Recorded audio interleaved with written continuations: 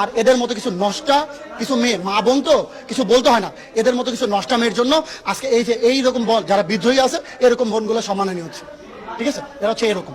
যখন আন্দোলন হয় তখন আমি আমার বাবাকে বলে আসছি যে আমিও যাই। আমার একটা বান্ধবী ছিল, এই যে আপনি সামনে আসেন, জান্নাত। কি করছিলেন? নাম জান্নাত, কি করেন?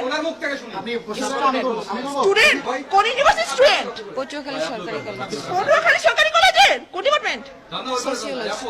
সোশিওলজি। আপনি আপনি শোনেন, আপনি স্টুডেন্ট, আপনি সামনে আসেন, এখানে আসেন আপনি, please। এই দাঁড়ান। আপনার নাম? জান্নাত। জান্নাত। আপনি এখানে কেন? ভাইয়া ও আমার ফ্রেন্ড হয়, আমি দেশের বাইরে চলে যাবো। ফ্রেন্ডের সাথে আপনার ফ্রেন্ড হয়, ফ্রেন্ড সত্য আপনি একমত হচ্ছেন, ঠিক আছে? আপনারা যে এখানে অবৈধভাবে থাকছেন, আপনারা কি ম্যারিড?